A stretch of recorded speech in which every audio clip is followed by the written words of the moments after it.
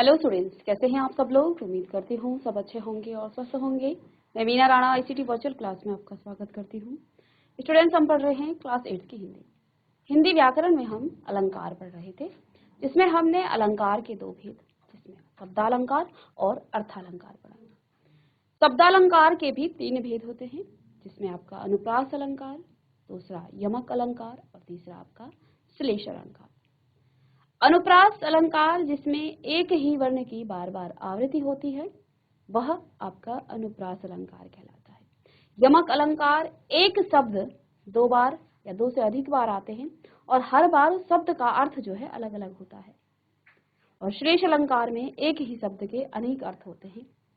इसी तरह से हमने अर्थालंकार के यहाँ पर कुछ भेद बताए थे, जिसमें हमने उपमा, रूपक और उत्प्रेक्षा अलंकार हम पढ़ चुके हैं।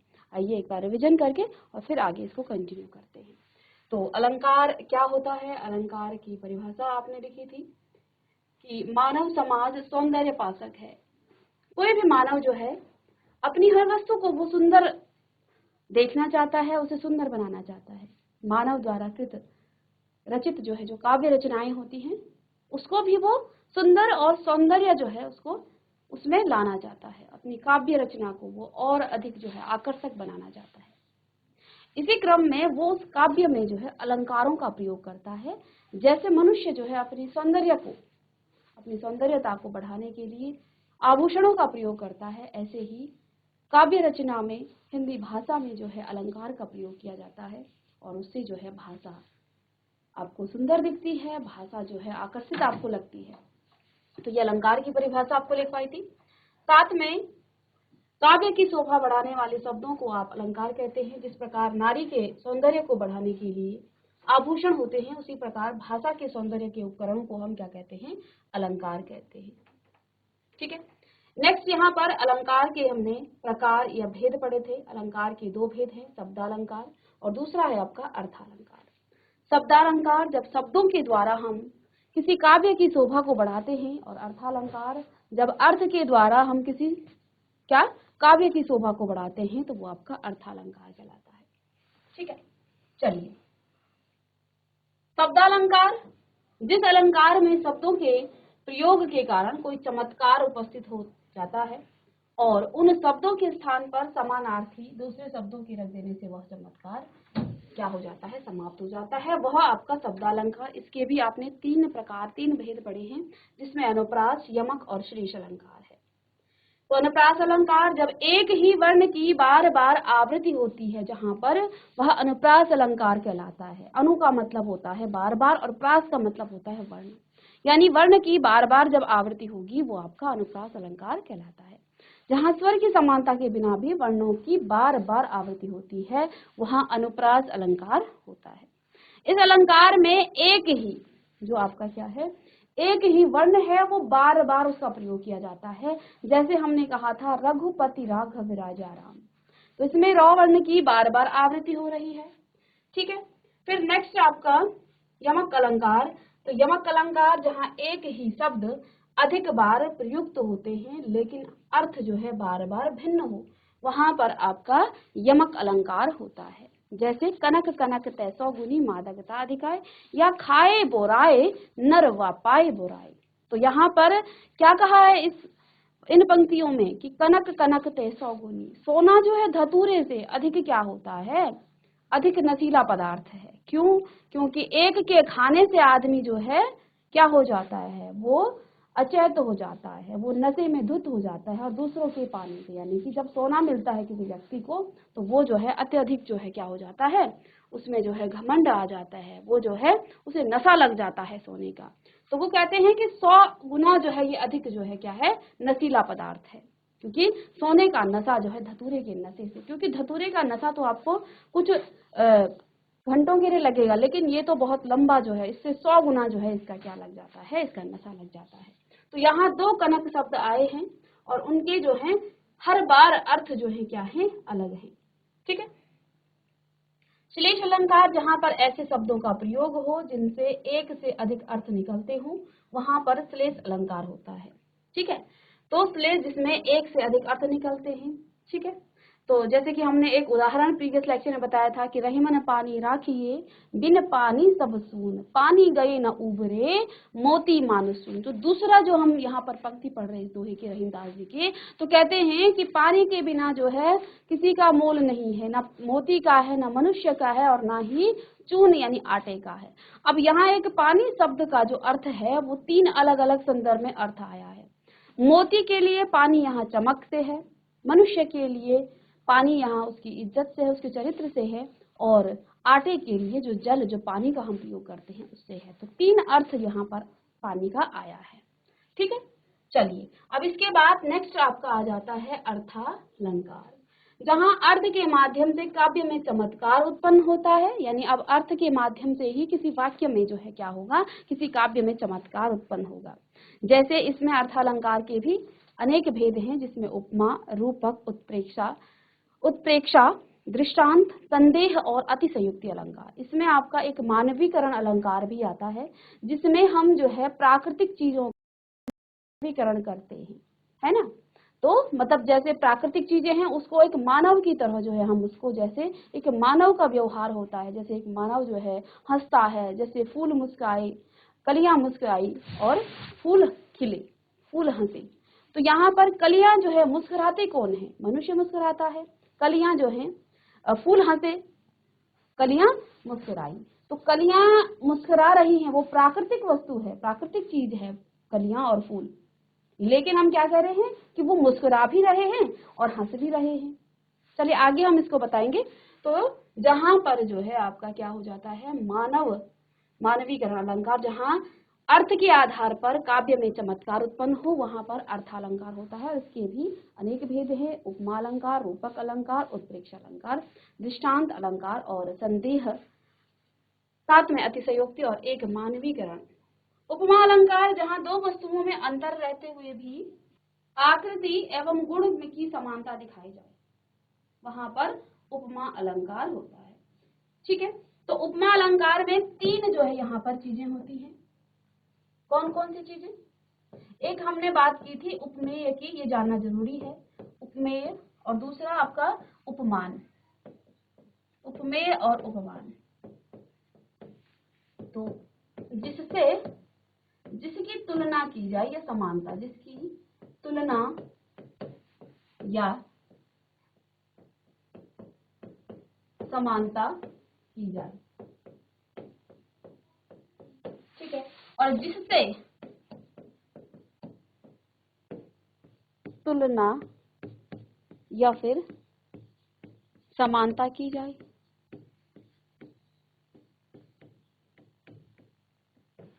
ठीक है, तो इन 2 शब्दों को आप यहाँ पर समझिए, इन 2 पदों को आप समझिए, 2 इसके अंग हैं उपमा अलंकार के। ठीक है, तो यहाँ पर देखिए क्या है, जैसे उदाहरण के लिए, कर कमल सा कोमल है, कर कमल सा कोमल है। ठीक है, ये आपका उदाहरण है इसमें। तो इसमें आपका कर कमल सा कोमल है, इसका अर्थ क्या हुआ, कर जो है कमल, हाथ को जो है कमल के समान कोमल बताया गया है। ठीक है, हाथ को कमल के समान कोमल बताया गया है। तो जहां पर हम तुलना और समानता, हाथ की तुलना किससे, कमल से कर रहे हैं, तो किसकी तुलना हो रही है, कर की। तो कर यानी कि हाथ, यहाँ आपका क्या हो जाएगा, उपमेय, क्योंकि उसकी तुलना की गई है, किससे की गई है, उपमान अर्थात कमल से। तो कमल यहाँ पर क्या है, ये आपका उपमान है, कमल आपका उपमान है। उपमेय और उपमान को हमें जानना जरूरी है, उपमेय और उपमान। एक और उदाहरण यहाँ पर, चलिए इसे लिखें और इसके बाद हम एक और उदाहरण, ठीक है। नेक्स्ट ये लिख लिया है, तो एक और उदाहरण लिखते हैं उपमा अलंकार का। चलिए स्टूडेंट्स, यहाँ पर दूसरा उदाहरण है, पीपर पात सरस मन डोला, पीपर पात सरस मन डोला।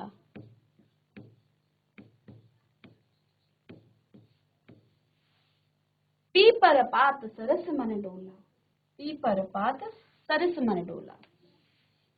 ये भी उपमा अलंकार का क्या है, एक उदाहरण है। इसका अर्थ है बच्चों कि जो मन है वो पीपल के पत्ते की तरह जो है इधर उधर डगमगाता है। जैसे पीपल का पत्ता जो है इधर उधर हिलता है, ऐसे ही हमारा मन भी जो है स्थिर नहीं है। जो पीपल का पत्ता है वो जो है आपका इधर उधर क्या होता है, हिलता रहता है। ठीक है, तो यहाँ पर जो आपका उपमेय है, इसमें आपका उपमेय क्या हो जाएगा, मन, और उपमान आपका क्या है, पीपर पात,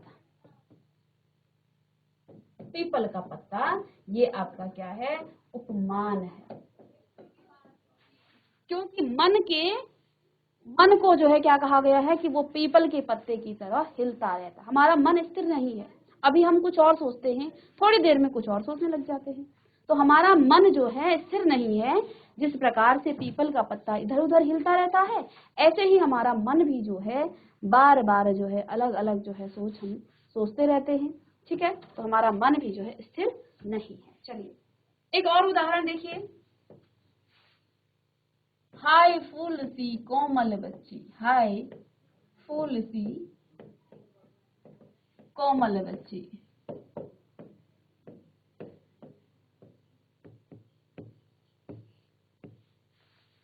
हाय फूल सी कोमल बच्ची। अब बच्ची को यहाँ पर फूल के समान कोमल बताया गया है, तो किसकी तुलना की गई है, इसमें आपका बच्ची तो उपमेय है, ये आपका उपमेय है, और फूल आपका उपमान है। ठीक है, ये आपका उपमेय और उपमान हो गया। हाय फूल सी, तो बच्ची की तुलना किससे की गई है, फूल से की गई है कि बच्ची किसके समान है, कोमल है। ठीक है, इसमें जो साधारण धर्म है, देखो मन भी हमारा डोलता है, पीपल का पत्ता भी हमारा हिलता रहता है, मन भी हमारा हिलता रहे, एक जगह स्थिर नहीं है। दोनों को डोला कहा, हिलना, तो यहाँ एक साधारण धर्म भी आता है दोनों के लिए, क्योंकि हम दोनों की जब समानता और तुलना करेंगे किसी साधारण गुण से करेंगे, एक जैसे गुण होंगे ना, तो फूल भी क्या होता है, कोमल होता है, ऐसे ही बच्ची को भी क्या कहा गया है, कोमल। तो इसमें साधारण धर्म भी आ जाता है। तो इसमें आपका कोमल क्या है, साधारण धर्म है, इसमें डोला आपका साधारण धर्म है। चलिएगा इसको भी नोट करें। इसके बाद नेक्स्ट है आपका बच्चों रूपक अलंकार। रूपक अलंकार क्या कहा, जहां उपमेय पर उपमान का आरोप किया जाए वहां रूपक अलंकार होता है। इससे पहले आपने क्या पढ़ा, उपमा। उपमा क्या होता है, जहां पर हम तुलना या समानता करते हैं। इसमें कहा कि आरोप किया जाए कि तुम तो वो हो ही, ठीक है ना, तो कई बार हम कहते हैं ना तुम तो पूरे विभीषण हो। ठीक है, तो इस प्रकार का जो है आरोप लगाया जाता है, रूप उसको दिया जाता है, यानी उपमेय और उपमान में कोई अंतर न दिखाई पड़े। उदाहरण के लिए तो यहाँ लिखा है, बीत विभा गरी जागरी, अंबर पन घट में डुबो रही, तारा घट उषा नागरी। यहाँ पर रात के सोने, रात के जागने और सुबह के होने को जो है एक मनुष्य की तरह जो है यहाँ पर बताया गया है। ठीक है, तो एक और उदाहरण, हम और सरल उदाहरण इसके पढ़ेंगे रूपक अलंकार के। चलिए एक उदाहरण, चरण कमल बंदौ हरिराई।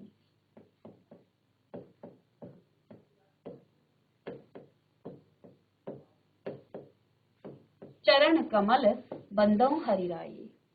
अब इसमें ऐसा क्या है कि इसमें रूपक अलंकार है। देखिए, चरण कमल बंदौ हरिराई, यहाँ पर चरणों को कमल के समान नहीं बताया गया। जैसे हमने पीछे क्या कहा था कि हाथ जो है कमल के समान क्या है, कोमल है। यहाँ पर क्या कहा है, चरणों को ही चरणों को ही कमल कह दिया है, सीधे आरोप लगा दिया है। जैसे कि हमने उदाहरण ऊपर जो है परिभाषा पढ़ी है कि चरणों पर कमल होने का आरोप है। ठीक है, तो चरण कमल बंदो हरिरा, यहाँ चरण को कमल के समान नहीं बल्कि चरणों को ही कमल बता दिया गया है, तो यहाँ समान नहीं है, चरणों को कमल का रूप दिया गया है, इसलिए इसमें आपका क्या है, रूपक अलंकार है। तो ये एक उदाहरण है इसका रूपक अलंकार। चलिए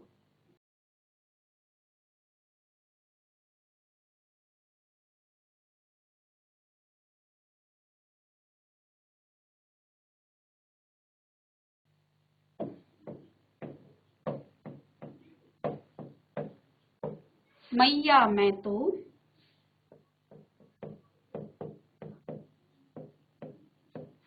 चंद्र खिलौना ले हूं। मैया मैं तो चंद्र खिलौना ले हूं। ले आई ही माता, ठीक है, ले हूं। अब इसमें क्या कहा गया है, इसमें चंद्रमा को ही खिलौना कह दिया है, चंद्रमा को ही खिलौने का रूप दिया गया है। मैया मैं तो चंद्र खिलौना ले हूं, मुझे तो चंद्रमा खिलौना ही चाहिए। तो चंद्रमा पर को खिलौने का रूप दिया गया है, खिलौने के समान नहीं कहा है बल्कि चंद्रमा को ही खिलौना कह दिया है। चलिएगा नोट करें इसे।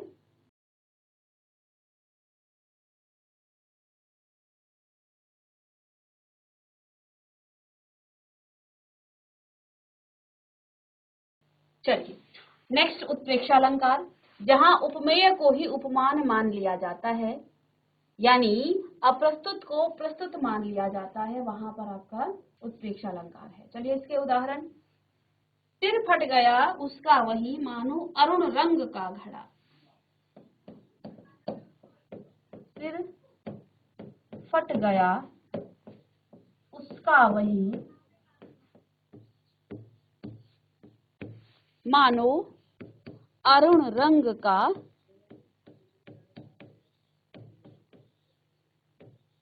घड़ा। एक चीज इसमें मनु मानो जानो जानो इस तरह के शब्द का प्रयोग भी यहाँ पर किया जाता है। सिर फट गया उसका वही मानो अरुण रंग का घड़ा, तो यहाँ सिर के फटने की तुलना हुई है किसके साथ, लाल घड़े के टूटने से।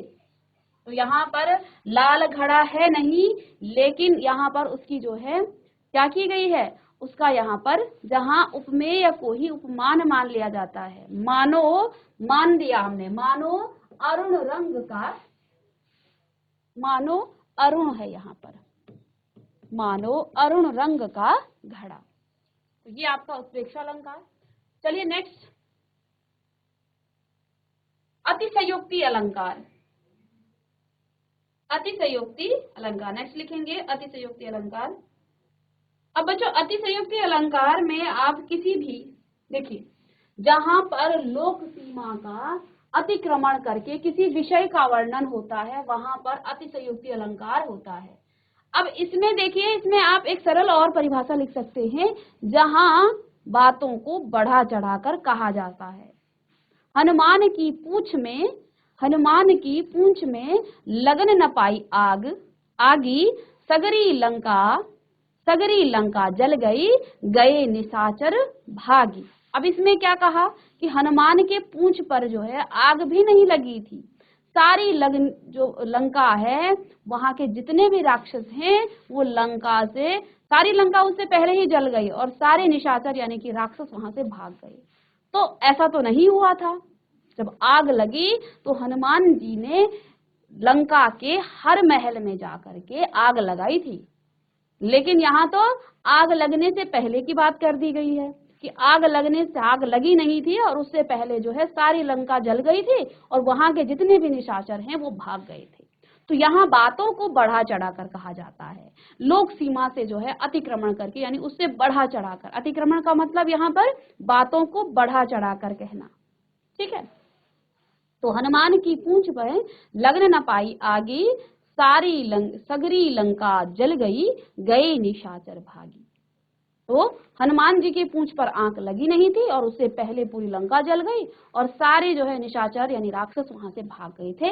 ऐसा नहीं हुआ था, ये बातों को बढ़ा चढ़ाकर कहा गया है। जबकि हनुमान जी की पूंछ पर जब आग लगाई गई थी तब उन्होंने पूरी लंका में जो है अपनी पूंछ को घुमा घुमा कर हर महल पर जो है आग लगा दी थी, ठीक है, और तब जाकर के वहां के राक्षस भागे थे।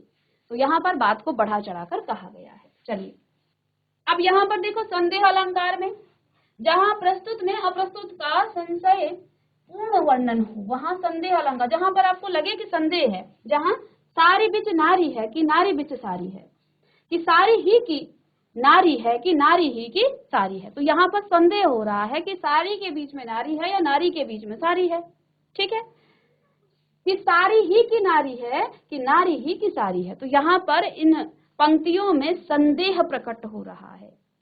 तो ये आपका संदेह, अपने नाम से ही ये जो है आपको समझ में आ जाएगा। तो ये आपका संदेह अलंकार है, ठीक है। तो इस तरह से जो है हमारा ये जो अलंकार का, इसमें हमने एक चीज और बताया था, मानवीकरण अलंकार की हमने बात की थी। तो इसको भी हम यहाँ पर, चलिए इसमें आप लिख सकते हैं, एक और अलंकार की हम बात करेंगे जिसमें आपका मानवीकरण अलंकार आ जाता है, इसको भी हम यहाँ पर लेंगे। चलिए, और फिर आपका जो अलंकार का टॉपिक है वो आपका कंप्लीट हुआ। चलिए तो देखिए, एक यहाँ पर आता है मानवीकरण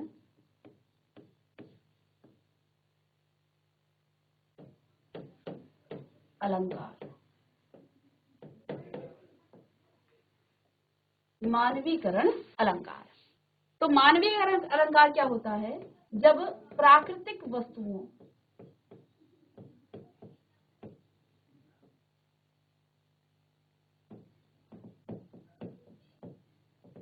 जब प्राकृतिक वस्तुओं में, प्राकृतिक वस्तु जैसे आपके पेड़ पौधे, नदी, तालाब, बादल आदि चीजें में मानवीय भावनाओं का वर्णन हो,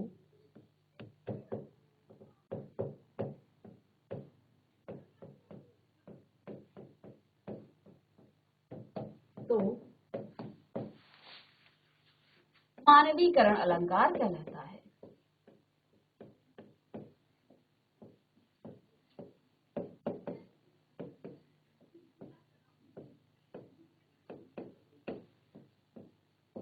तो मानवीकरण अलंकार कहलाता है जहां प्राकृतिक वस्तुओं में मानवीय भावनाओं का वर्णन हो, तो मानवीकरण अलंकार कहलाता है। जैसे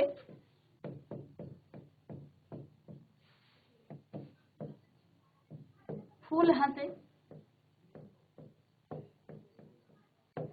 फूल हंसे,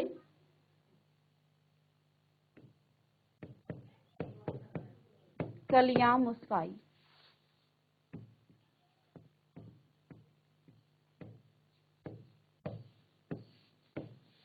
फूल हंसे, कलियां मुस्काई।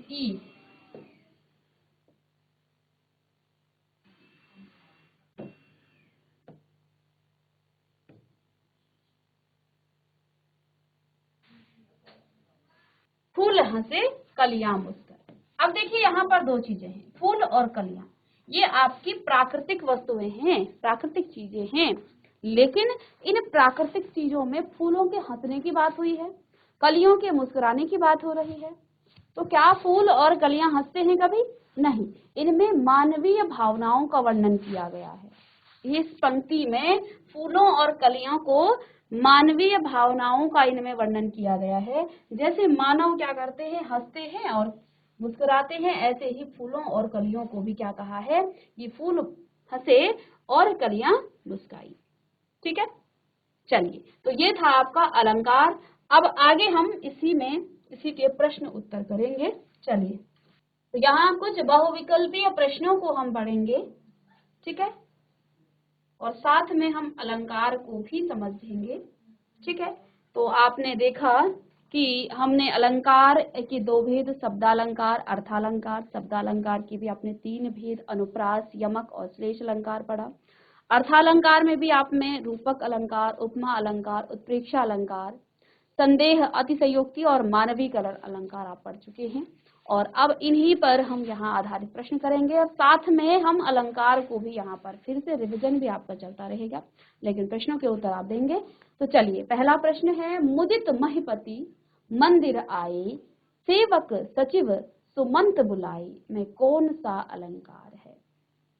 चलिए, मुदित महिपति मंदिर आए, तो हमने एक अलंकार पढ़ा था पहला, अनुप्रास अलंकार।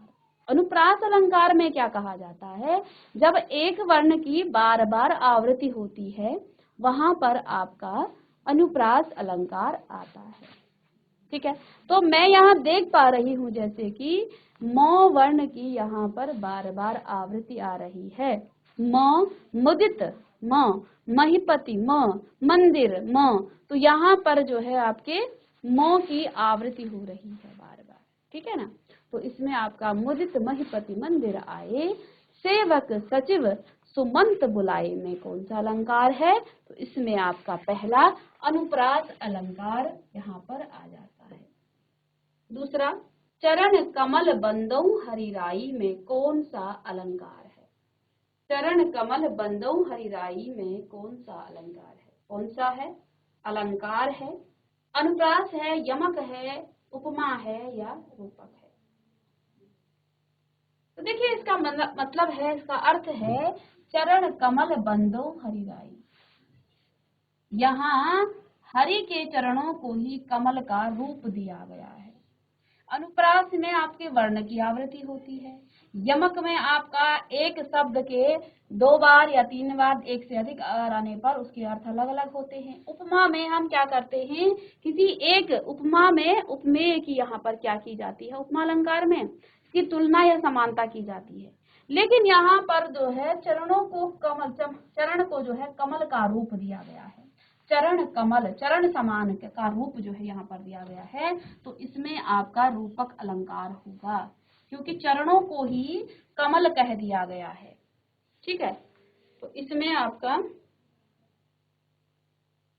इसमें चरण, भगवान के चरणों को ही कमल का रूप दिया गया है कि भगवान के चरण क्या हैं, कमल के रूप समान है। सपना सपना समझकर भूल न जाना में कौन सा अलंकार है? प्रश्न नंबर 3, सपना सपना समझकर भूल न जाना में कौन सा अलंकार है? अब देखिए, यहाँ पर शब्द देखिए आप, सपना और सपना 2 बार आया है, और देखिए सपना पहली बार में किसी व्यक्ति का नाम, किसी लड़की का नाम है, और दूसरी बार जो सपना है ये स्वप्न कहा गया है, जो स्वप्न के लिए है, ये आपका स्वप्न है ना, और ये आपका क्या है, किसी व्यक्ति का नाम है, एक लड़की का नाम है। तो दोनों में तो अंतर है, ये सपना और ये सपना, दोनों में अंतर है। और जब एक शब्द की आवृत्ति होती है और हर बार उसका अर्थ अलग अलग होता है, तो वहां पर आपका क्या हो जाता है, यमक अलंकार हो जाता है। यहाँ वर्ण की आवृत्ति होती है, इसमें शब्द की आवृत्ति होती है, लेकिन शब्द के अर्थ हर बार अलग होते हैं, तो इसमें आपका यमक अलंकार होगा। ठीक है, चलिए, नील गगन सा शांत हृदय था सो रहा, नील गगन सा शांत हृदय था सो रहा में कौन सा अलंकार है? चलिए, तो इसका अर्थ देखिए, नील गगन सा शांत हृदय था सो रहा, इसमें बच्चों ना ही कुछ ऐसा नील गगन सा शांत हृदय था सो रहा, शांत हृदय को क्या कहा है, शांत हृदय को क्या कहा है, जो शांत हृदय होता है उसको नीले गगन के समान कहा गया है। यानी शांत हृदय की तुलना नीले आसमान से, नीला आसमान देखा है आपने, हिलता हुआ दिखता है आपको? कभी भी नहीं दिखेगा। जब उसमें बादल होते हैं तो ऐसा लगता है पूरा आसमान चल रहा होगा, है ना, बादल आपके आसमान में चलते हैं, लेकिन जब आसमान बिल्कुल नीला होता है, साफ होता है, तो उस समय वो शांत दिखता है, उस समय वो आपको हिलता हुआ, इधर उधर जाता हुआ नहीं दिखेगा। ऐसे ही जो शांत हृदय होता है, जिस हृदय में जो है शांति है, वो आसमान नीले आसमान के समान होता है। ठीक है, तो नील गगन सा शांत हृदय था सो रहा में कौन सा अलंकार है? तो यहाँ पर बच्चों आपका क्या है, आपका उपमा अलंकार है, क्योंकि शांत हृदय की तुलना नीले आसमान से की गई है, तो शांत हृदय आपका उपमेय है, जबकि हमने नीले आसमान से इसकी तुलना की है, तो ये आपका उपमान हो जाएगा, ये आपका उपमान हो जाएगा। ठीक है, तो नील गगन सा शांत हृदय था सो रहा में उपमा अलंकार है। चलिए अब प्रश्न नंबर 5, आगे नदियां पड़ी अपार, घोड़ा कैसे उतरे पार, राणा ने सोचा इस पार, तब तक चैतक था उस पार में कौन सा अलंकार है? ठीक है, तो इसका अर्थ क्या है, आगे नदियां पड़ी अपार, घोड़ा कैसे उतरे पार, राणा ने सोचा इस पार, तब तक चैतक था उस पार। पहले तो इसका अर्थ हम जानेंगे और फिर अलंकार को हम।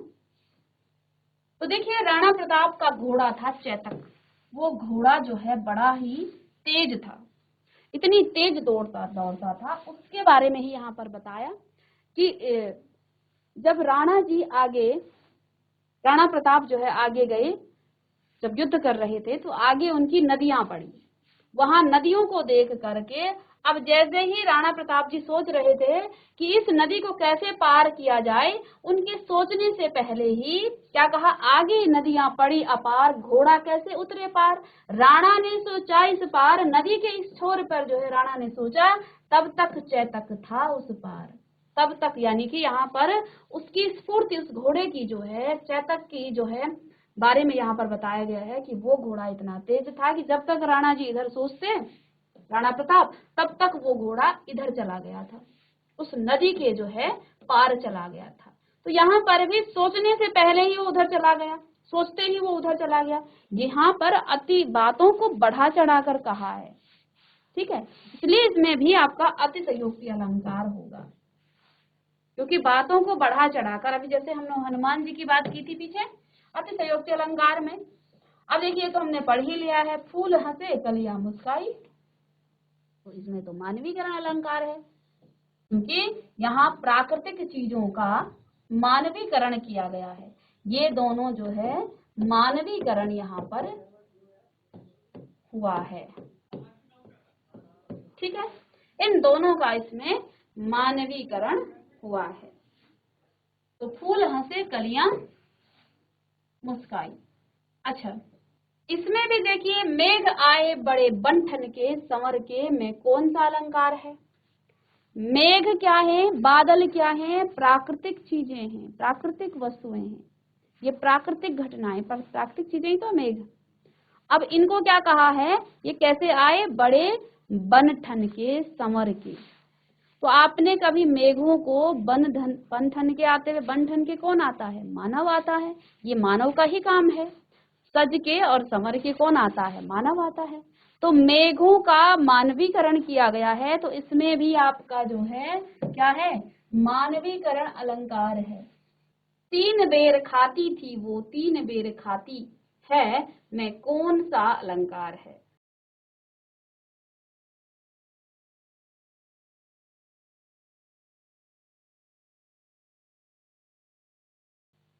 तो देखिए, यहाँ पर क्या आया है, बेर शब्द आप देख रहे हैं ना, 2 बार आ रहा है। 3 बेर खाती थी वो 3 बेर खाती है। यहाँ पहली बार बेर का अर्थ है बार, 3 बार खाती थी वो 3 बेर।